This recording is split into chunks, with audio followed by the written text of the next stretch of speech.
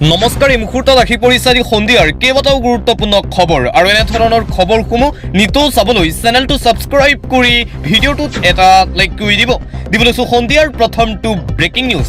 কাইলৈ ৰাতিপুৱা 6 বজাৰ পৰা অনুষ্ঠিত হ'ব বিধানসভা নিৰ্বাচনৰ ভোটগ্ৰহণ আৰু বিধানসভা নিৰ্বাচনৰ ভোটগ্ৰহণৰ পূৰ্বে কেইবাটাও নতুন নিয়ম জাৰি কৰা হৈছে। ৰাজ্যৰ ভোটাৰৰ বাবে জৰুৰী খবৰ এই মুহূৰ্তত আহি পৰিছে। ভোট দিবলৈ যোৱাৰ পূৰ্বে জানি লওক এই নিয়ম কেইটা। লগত লৈ যাব লাগিব কেইবাবিধো নথিপত্ৰ। ভোট দিয়াৰ সময়ত লাগিব এই নথিপত্ৰ। ভোটাৰ কাৰ্ড অবিহনেও ভোট দিব পাৰিব আপুনি। 12বিধ নথি পৰিচয় আৰু প্ৰমাণ পত্ৰ হিচাপে স্বীকৃতি নিৰ্বাচন আয়োগৰ আধাৰ কাৰ্ড, জব কাৰ্ড, বেংকৰ passbook, Ayushman card, driving licence, PAN card, passport, পেঞ্চনৰ নথি, NTR smart card, unique disability ID নিব লাগিব আপুনি। প্ৰথমবাৰৰ বাবে EVMত থাকিব প্ৰাৰ্থীৰ ৰঙীন ফটো। এটা ভোট কেন্দ্ৰত 1200 লোকৰ ভোট গ্ৰহণৰ ব্যৱস্থা কৰা হৈছে। প্ৰথমবাৰৰ বাবে ভোট গ্ৰহণ কেন্দ্ৰত ভোটাৰে নিব নোৱাৰিব নিজৰ মোবাইল। ভোট কেন্দ্ৰৰ 100 মিটাৰ দূৰৈত থৈ যাব লাগিব মোবাইল ফোন। ৰাজ্যৰ ভোটাৰ ৰাইজলৈ এই জৰুৰী খবৰ জাৰি কৰা হৈছে নিৰ্বাচন আয়োগৰ ফালৰ পৰা। ভোটদানৰ পূৰ্বে নিৰ্বাচন আয়োগৰ ফালৰ পৰা এই নিয়ম। বিধানসভা নিৰ্বাচনক লৈ মাজত মাত্ৰ আৰু কেইটামান ঘণ্টা 10 ঘণ্টা সময় মাত্ৰ বাকী আছে। ভোটদানৰ পূৰ্বে এই নিয়ম। ভোট গ্ৰহণ কেন্দ্ৰলৈ প্ৰথমবাৰৰ বাবে ভোটাৰসকলে নিব নোৱাৰিব মোবাইল ফোন। 100 মিটাৰ দূৰত্বত আপুনি আপোনাৰ মোবাইল ফোন থৈ যাব লাগিব। ভোটদানৰ পিছত ৰচিদ দেখুৱাই নিব লাগিব। বিয়লো স্বেচ্ছাসেৱক পলিং এজেণ্টৰ নিৰ্দেশনা মানি চলিব লাগিব। সকলো ভোটাৰক শৃংখলাবদ্ধভাৱে ভোটদানৰ আহ্বান জনোৱা হৈছে।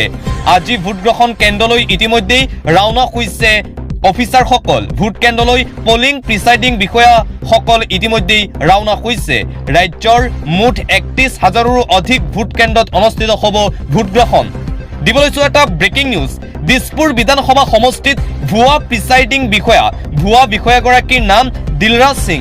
নিজকে প্ৰিচাইডিং বিষয়া হিচাপে চিনাকি দিয়ে মীৰা বৰঠাকুৰ গোস্বামীক। দিছপুৰৰ কংগ্ৰেছ প্ৰাৰ্থীগৰাকীৰ ঘোঁৰামাৰা ঘৰত সংঘটিত হৈছে এই ঘটনা। কংগ্ৰেছ নেত্ৰীগৰাকীৰ ঘৰত আৰক্ষী উপস্থিত হৈ আৰম্ভ কৰিছে তদন্ত। ইতিমধ্যে আটক কৰিছে এই ভুৱা বিষয়াজনক। পৰৱৰ্তী খবৰ। নিশাটোৰ ভিতৰতে অসমত ভোটদান কৰিবলৈ বিহাৰ আৰু উত্তৰ প্ৰদেশৰ পৰা হাজাৰ অসমীয়া ক'ব নজনা বহিৰাগত হিন্দীভাষী লোকে অসম ভৰি পৰাক লৈ উদ্বিগ্ন হৈ পৰিছে ছাত্ৰ মুক্তি সংগ্ৰাম সমিতি। বিজয় গুপ্তা, অশোক সিংখলক জয়ী কৰাবৰ বাবে হিমন্ত বিশ্ব শৰ্মা আৰু বিজেপি দলে ভোট চুৰিৰ কৌশল কৰিছে বুলি গুৰুতৰ অভিযোগ উত্থাপন কৰিছে ছাত্ৰ মুক্তিৰ সভাপতি পিণ্টু গগৈয়ে। শেহতীয়াকৈ কেইবাটাও ভিডিঅ' সামাজিক মাধ্যমত ভাইৰেল হৈছিল।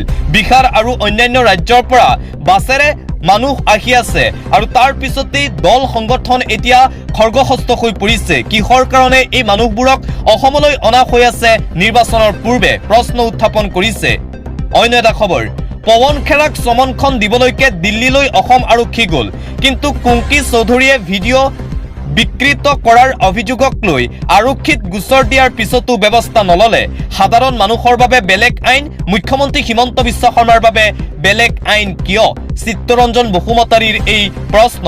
পৱন খেৰাক চমন দিবলৈ দিল্লীলৈ গৈছে অসম আৰক্ষী, কিন্তু একেটা সময়তেই কুংকি চৌধুৰীৰ বিৰুদ্ধে যি AI ভিডিঅ' বনোৱা হৈছিল সেই AI ভিডিঅ'ক লৈ গোচৰ দিয়াৰ পিছতো এতিয়াও কিয় নিমাত আৰক্ষী? প্ৰশ্ন চিত্তৰঞ্জন বসুমতাৰীৰ। এটা বিগ পলিটিকেল ব্ৰেকিং নিউজে মুহূৰ্তত আহি পৰিছে। ৰাজ্যৰ ৰাজনীতিত ভয়ংকৰ অঘটন। নিৰ্বাচন নেখেলাৰ সিদ্ধান্ত কংগ্ৰেছ প্ৰাৰ্থীৰ। কাইলৈ নিৰ্বাচন, আজি নিৰ্বাচন নেখেলাৰ ঘোষণা কংগ্ৰেছ প্ৰাৰ্থীৰ। ৰাজ্যৰ ৰাজনৈতিক মহলত সৃষ্টি হৈছে এতিয়া চাঞ্চল্য। ৰাজ্যৰ ৰাজনীতিত সংঘটিত হৈছে এই ভয়ংকৰ অঘটন। কংগ্ৰেছৰ বহুকেইজন প্ৰাৰ্থীয়ে নিৰ্বাচন নেখেলাৰ সিদ্ধান্ত। কংগ্ৰেছৰ ওদালগুৰিৰ প্ৰাৰ্থী চৰণ দৈমাৰীয়ে ভাগ নলয় নিৰ্বাচনত। উজনিৰো এজন কংগ্ৰেছ প্ৰাৰ্থীয়ে ভাগ নলয় নিৰ্বাচনত। কাইলৈ ভোট গ্ৰহণ আৰু আজি কংগ্ৰেছত এই হাহাকাৰ পৰিস্থিতিৰ সৃষ্টি হৈছে। নিৰ্বাচনৰ ভোট গ্ৰহণৰ মাজত মাত্ৰ আৰু কেইটামান ঘণ্টা বাকী আছে। মাত্ৰ কেইটামান ঘণ্টা বাকী থকাৰ পূৰ্বে কংগ্ৰেছৰ ভিতৰত এই ভয়ংকৰ অঘটন দেখিবলৈ পোৱা গৈছে। নিৰ্বাচনৰ পূৰ্বে কংগ্ৰেছ প্ৰাৰ্থীয়ে নিৰ্বাচন নেখেলাৰ সিদ্ধান্তই এতিয়া ৰাজ্যৰ ৰাজনৈতিক ব্যাপক চৰ্চা লাভ কৰিছে। অন্য এটা খবৰ। হায়দৰাবাদত আছে পৱন খেৰা। পৱন খেৰাক বিচাৰি এইবাৰ অসম আৰক্ষীৰ অভিযান যিকোনো মুহূৰ্তত গ্ৰেপ্তাৰ হ'ব পাৰে বিতৰ্কিত কংগ্ৰেছ নেতা পৱন খেৰা অসম আৰক্ষী হস্তম হৈ পৰিছে পৱন খেৰাক আটক কৰিবলৈ যিকোনো মুহূৰ্ততে গ্ৰেপ্তাৰ হ'ব পাৰে কংগ্ৰেছৰ বিতৰ্কিত নেতা পৱন খেৰাক বিচাৰি হায়দৰাবাদ পালেগৈ অসম আৰক্ষী হায়দৰাবাদত লুকাই আছে কংগ্ৰেছ নেতা পৱন খেৰা দিল্লী লৈ গৈছিল আৰক্ষী কিন্তু দিল্লীত পোৱা নাছিল পৱন খেৰাক পলাতক পৱন খেৰাক বিচাৰি খুৰদাৰ অভিযান ইতিমধ্যে হায়দৰাবাদ পালেগৈ অসম আৰক্ষী মঙ্গলবাৰে দিল্লীত পৱন খেৰাৰ বাসগৃহত চলিছিল তীব্ৰ অভিযান জব্দ কৰা হৈছিল লেপটপ সহ দুটাকৈ পেন ড্ৰাইভ জব্দ কৰা হৈছিল বহু আপত্তিজনক নথিপত্ৰ অসম আৰক্ষী অখাৰ উমান পাই দিল্লীৰ পৰা পলাইছিল পৱন খেৰা হায়দৰাবাদত আত্মগোপন কৰি আছে বৰ্তমান পৱন খেৰাই মুখ্যমন্ত্ৰী হিমন্ত বিশ্ব শৰ্মাৰ পত্নীৰ বিৰুদ্ধে মিছা অভিযোগ আনি এতিয়া বিপদত পৱন খেৰা বিদেশৰ পাছপোৰ্ট আৰু সম্পত্তিক লৈ ভুৱা তথ্য দিছিল ইয়াৰ পিছতেই ক্ৰাইম ব্ৰাঞ্চৰ কাষ চাপিছিল মুখ্যমন্ত্ৰী হিমন্ত বিশ্ব শৰ্মাৰ পত্নী গোচৰ ৰুজু ক্ৰাইম ব্ৰাঞ্চে চলাইছে তীব্ৰ অভিযান যিকোনো মুহূৰ্ততে গ্ৰেপ্তাৰ হ'ব পাৰে কংগ্ৰেছৰ বিতৰ্কিত নেতা পৱন খেৰা আন এটা গুৰুত্বপূৰ্ণ খবৰ আহি পৰিছে ভোট দিবলৈ বহিৰাজ্যৰ পৰা আহি অসমত উপস্থিত হৈছে হাজাৰ হাজাৰ অচিনাকি লোক ভোট গ্ৰহণৰ পূৰ্বে অসমত এতিয়া অচিনাকি লোকে ভিৰ কৰিছে নিৰ্বাচনৰ প্ৰাকখনত ৰাজ্যত সোমাইছে হাজাৰ হাজাৰ লোক বহিৰাজ্যৰ পৰা অসমলৈ আহিছে এই অচিনাকি লোকসকল ভোটদান প্ৰদান কৰিবলৈ কৰ্মসূত্ৰে বহিৰাজ্যত থকা লোক এতিয়া আহিছে অসমলৈ ভোটদানৰ আশাত বহিৰাজ্যৰ পৰা খুদ বৈছে হাজাৰ হাজাৰ অচিনাকি লোকৰ ভোট দিবলৈ অহা অধিকাংশই নাজানে অসমীয়া ভাষা কিন্তু দিবলৈ আহিছে ভোট নিশা বৰপেটাৰ ৰোডৰ ৰেল ষ্টেচনত হাজাৰ হাজাৰ মিয়া নলবাৰী বৰপেটা গোৱালপাৰা বঙাইগাঁৱতো দেখা গৈছে অনুৰূপ দৃশ্য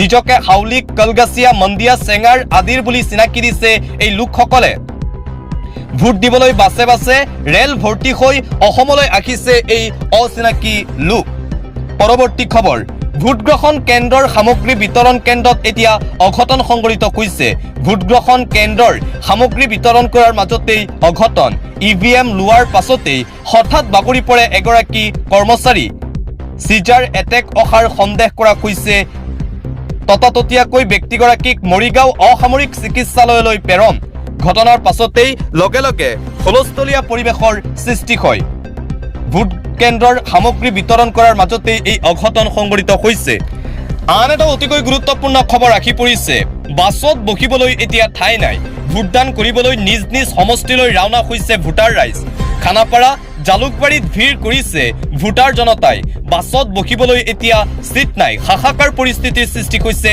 বাছস্থানসমূহত বাছ ভাড়া বৃদ্ধি কৰাৰ অভিযোগ উত্থাপন কৰিছে ৰাইজে মালবাহী বাহনত মহিলা পুৰুষ উলমি গৈছে জাগিৰোড 200 টকাৰ ঠাইত 500-600 টকাকৈ ভাড়া লোৱাৰ অভিযোগ উজনি যোৱাসকলে 500ৰ ঠাইত 700ৰ পৰা 1000 টকা দিছে ভাড়া নগাঁও মৰিগাঁও যোৱাসকলেও ভৰিছে অধিক ভাড়া কৰ্মক্ষেত্ৰৰ পৰা নিজ নিজ ঠাইলৈ ৰাওনা হৈছে লোকসকল খানাপাৰাত বাছৰ বাবে এতিয়া হাহাকাৰ পৰিস্থিতিৰ সৃষ্টি হৈছে উজনিমুৱা বাছৰ বাবে ব্যাপক ভিৰ দেখিবলৈ পোৱা গৈছে খানাপাৰাত সিট বিচাৰি হাহাকাৰ যাত্ৰীৰ অন্য এটা খবৰ নিৰ্বাচনৰ পূৰ্বে টিংখানক হাহাকাৰ গাড়ীৰ অভাৱত থানাত আবদ্ধ 40 জনকৈ বিষয়া নিৰ্বাচনৰ পূৰ্বে টিংখাঙত এতিয়া হাহাকাৰ পৰিস্থিতিৰ সৃষ্টি হৈছে নিৰ্বাচনক লৈ মাজত মাত্ৰ আৰু কেইটামান ঘণ্টা গাড়ীৰ অভাৱত থানাত আবদ্ধ নিৰ্বাচনৰ দায়িত্বত থকা বিষয়া থানাত আবদ্ধ নিৰ্বাচনী দায়িত্বত থকা প্ৰায় 40 জনকৈ বিষয়া পুৱা 6 বজাতেই গন্তব্য স্থান পাবগৈ লাগিছিল বিষয়াসকল কিন্তু থানাতে আবদ্ধ প্ৰিজাইডিং আৰু পোলিং বিষয়া আবণ্টিত 5খন গাড়ীৰ মাত্ৰ 3খন আহিল ট্ৰেন্সপোৰ্ট সেলৰ দায়িত্বত থকা বিষয়াৰ চৰম দায়িত্বহীনতা কাৰণ দৰ্শোৱাৰ জাননী পোৱাৰ ভয়ত ভুগিছে এতিয়া বিষয়াসকল অন্য এটা খবৰ কংগ্ৰেছ প্ৰাৰ্থী ৰাহুল ৰায়ৰ এতিয়া কাণ্ড নিৰ্বাচনী আচৰণ বিধি চলি থকাৰ মাজতেই নিৰ্বাচনী প্ৰচাৰ শেষ হোৱাৰ পাছতো টকা আৰু হুৰা বিলাই থকাৰ অভিযোগ নিশা পৰ্যন্ত প্ৰচাৰ চলোৱাৰ বাবে কংগ্ৰেছ প্ৰাৰ্থী আৰু স্থানীয় ৰাইজৰ মাজত উত্তপ্ত পৰিস্থিতিৰ সৃষ্টি হয় ঘটনাস্থলীত উপস্থিত হৈ পৰিস্থিতি নিয়ন্ত্ৰণ কৰে কাটলিচেৰা আৰক্ষীয়ে আৰু যিহেতু যোৱাকালি সন্ধিয়া 5 বজাৰ পৰা সকলো নিৰ্বাচনী প্ৰচাৰ বন্ধ ঘোষণা কৰা হৈছে, তথাপিও কংগ্ৰেছ প্ৰাৰ্থী ৰাহুল ৰায়ৰ এই কাণ্ড দেখিবলৈ পোৱা গৈছে। পৰৱৰ্তী খবৰ, আন্তঃৰাষ্ট্ৰীয় পৰ্যায়ৰ এটা গুৰুত্বপূৰ্ণ খবৰ। যুদ্ধ বিৰতিৰ বাবে আমেৰিকাক 10টাকৈ চৰ্ত বান্ধি দিছে ইৰাণে। আক্ৰমণ নকৰাৰ গেৰাণ্টি। আমেৰিকাই ইৰাণৰ বিৰুদ্ধে ভৱিষ্যতে কোনো সামৰিক অভিযান নচলোৱাৰ লিখিত প্ৰতিশ্ৰুতি দিব লাগিব আমেৰিকাই। হৰমুজ প্ৰণালীৰ ওপৰত নিয়ন্ত্ৰণ। ইৰাণে গুৰুত্বপূৰ্ণ সামুদ্ৰিক পথ হৰমুজ প্ৰণালীৰ ওপৰত নিজৰ সম্পূৰ্ণ কৰ্তৃত্ব বাহাল ৰাখিব বিচাৰিছে। ইউৰেনিয়াম সমৃদ্ধিকৰণ স্বীকৃতি। ইৰাণৰ ইউৰেনিয়াম সমৃদ্ধি কৰাৰ অধিকাৰক আমেৰিকাই স্বীকৃতি দিব লাগিব। প্ৰাথমিক প্ৰতিবন্ধকতা প্ৰত্যাহাৰ। আমেৰিকাই ইৰাণৰ ওপৰত জাপি দিয়া সকলো পোনপটীয়া অৰ্থনৈতিক প্ৰতিবন্ধকতা উঠাই ল'ব লাগিব। দ্বিতীয় পৰ্যায়ৰ প্ৰতিবন্ধকতা প্ৰত্যাহাৰ। ইৰাণৰ সৈতে ব্যৱসায় কৰা অন্য দেশ বা কোম্পানীৰ ওপৰত থকা নিষেধাজ্ঞা আঁতৰাব লাগিব। ৰাষ্ট্ৰসংঘৰ প্ৰস্তাৱ বাতিল। ৰাষ্ট্ৰসংঘৰ নিৰাপত্তা পৰিষদে ইৰাণৰ বিৰুদ্ধে গ্ৰহণ কৰা সকলো প্ৰস্তাৱ বা ঘোষণা বাতিল কৰিব লাগিব। IAEAৰ নিষেধাজ্ঞা বাতিল। আন্তঃৰাষ্ট্ৰীয় বাণিজ্যিক শক্তিৰ সংস্থাৰ পৰা ইৰাণৰ ওপৰত আৰোপ কৰা সকলো নিষেধাজ্ঞা আঁতৰাব লাগিব। যুদ্ধৰ ক্ষতিপূৰণ। যুদ্ধৰ ফলত হোৱা সা সম্পত্তি আৰু আন্তঃগাঁথনিৰ ক্ষতিৰ বাবে দিব লাগিব ক্ষতিপূৰণ আমেৰিকাই। মাৰ্কিন সেনা অপসাৰণ। মধ্যপ্ৰাচ্যৰ সকলো সামৰিক ঘাটিৰ পৰা আমেৰিকাই নিজৰ যুঁজাৰু বিমান অপসাৰণ কৰিব লাগিব। সকলো ফ্ৰণ্টত যুদ্ধ বিৰতি।